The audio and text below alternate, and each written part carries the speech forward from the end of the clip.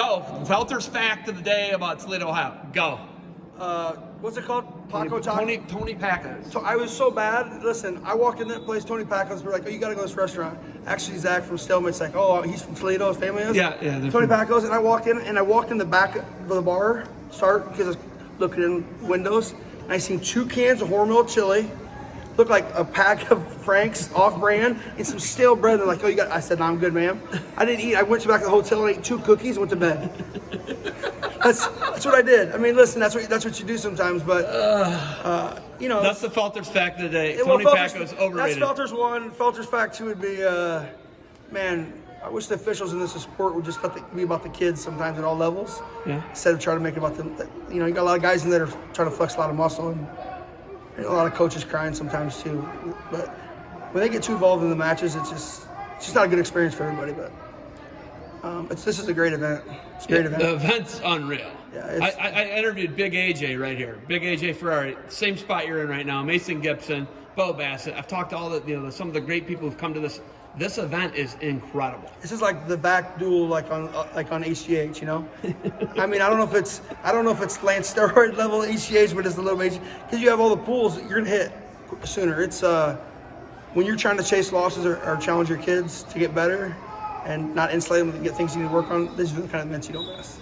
Guy Seiko is a bit of a masochist with Defense Soap, and he wants his kids in these events every weekend. Hey, it's funny, every time I talked to a guy a little bit. I said, where's Zeb? And he goes, I don't know why he's not here. Every time I go over to one of the kids gets injured, every time I go over there and I go, defend what you built. Where's it at? I'm trying to give him an audio clip every time on the match. But yeah, this is where it's at. Guy Seiko, he talk about an ambassador of the sport, man. Very humble, doesn't make by himself. Kids take it on the chin a little bit, he goes, but he's a great human being. When you look at, there may be a video surfacing of you coaching while your son's on the mat. That's not good. No, hold on. If it was bad, I wouldn't go out there. I wouldn't be mentioning it. I would have just deleted it. But you get pretty heated, right? Mm-hmm. But you're heated.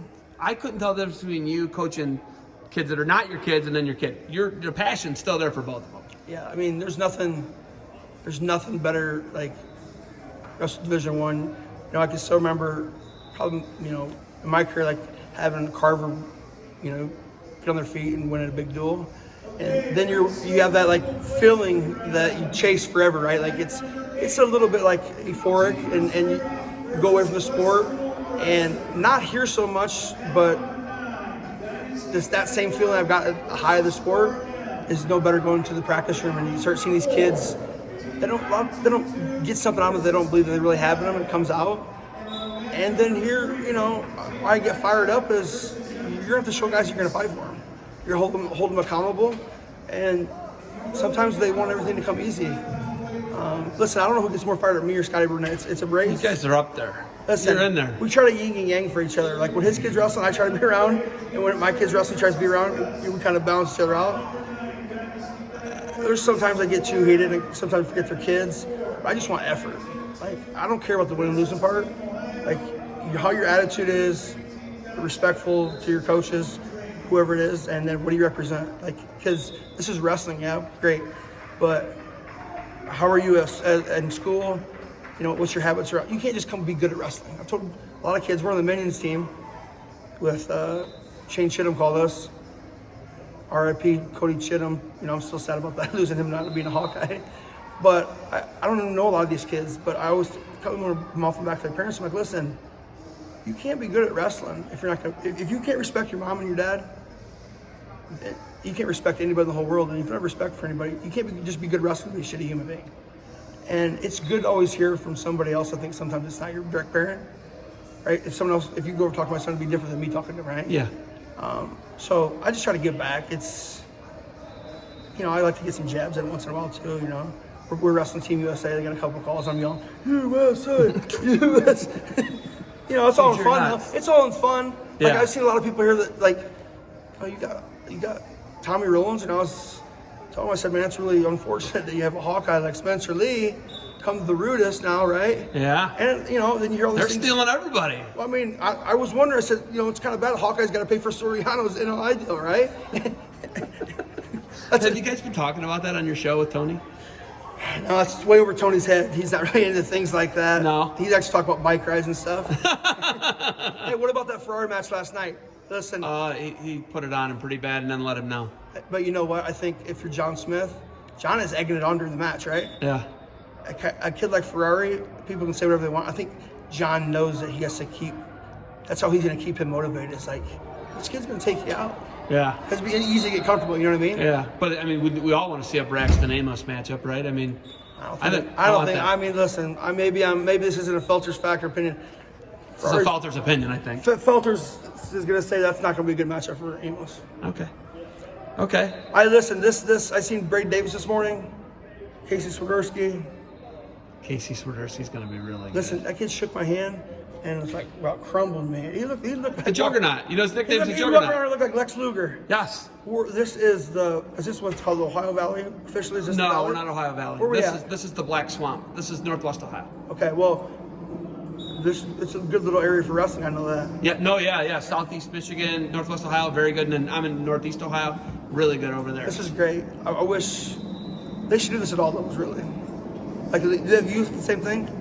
They do not do a national middle school duels for the youth, no. But I can see that when you say, I like where your head's at. Well, it's because probably the best experience I've had as a coach so far is when we took the kids out to the club duels in PA at Seabolt. Yeah. And we had all of our own kids and you compete. It's different when you mix kids in and out just because they're like, well, you take your own team. You know what I mean? Yeah. No, yeah, I know exactly what you're saying. Like a lot of these are Team USA teams. They don't really, they're from all over. They don't really care. Like, you want to win, but they don't really care about. Yeah. They don't have a relationship with the kids. Usually. Yeah. Your kids from Iowa, and the other kids are from Georgia and Tennessee. And and if you got everybody on the same team, that I'm not gonna steal Mr. Bumble's line here, aka Nomad, but duels do matter. Right? Duels do matter. Okay. That's too much? I love it. No, it's awesome. Put me on the spot. Give me some tough questions. There are people who really think your name is Felters. I love that. This is the best thing ever. Mr. Felters. Mr. Felters. They quoted you in the trial. I have that. Wrongly. They quoted your name wrong because it's Fellers. Yeah. Okay. Jack Gillespie, college teammate. 440-225-7265. I still remember his cell phone 17 years later. Did they make him any better than Jack Gillespie? You mean, no. Nice guy. Great guy. Yeah. Guy would do anything for you. Hey, he had the biggest back in the Big Ten and by far the biggest thighs in Elyria, Ohio right now. But good for him. He stayed involved in the sport, gives back. It's like you. Except for you have kids. Yeah, 4 that I know of. Mr. Felters. There'll be 4 more Felters coming. That's the family tree. Jack Gillespie's great. How loyal he has been to that program and going back there, and he was youth coach of the year. I seen that in the magazine. Yeah. What was it? 2 years ago? Yeah, 2 years. 3 years ago. Yeah. I go. Oh fuck! I kept going. I go back. Jack. What about remembering his cell phone? I love it. I love that you put it out here. 17 years ago or 18 years ago, and he'd call me and he'd say, "What do you want? You screw up." I'd be calling from the bar. Jack, I need to ride home. Yeah. That's how I know it's 440-225-7265. If you're looking for a good time, it's Jack Gillespie. Okay. These duels, you guys are in a dogfight right now. I know you got to get back out there. You're in a dogfight. What do you ultimately want your son to get out of coming to the National Middle School duels, wrestling with kids from other states? What do you ultimately want him to get out of this? The ultimate thing is that what you've done before and what you did last match doesn't matter. And the biggest thing is routine. Like, you hear it's cliche, but whether you're getting ready for a club duel or, if you have aspirations, or he has aspirations of being on the stage in Fargo in July, right? Getting ready for that match or getting ready here or match in practice, it's how do you prepare for it? And that's really hard for these kids. All the other intangibles, and then also, like, when you look yourself in the mirror, you give your best effort. And a lot of times, he's getting to the age now, they know. I like to be able to back off a little bit. And it's great when TJ is with her, because then I can really back off and the DJ can be on them.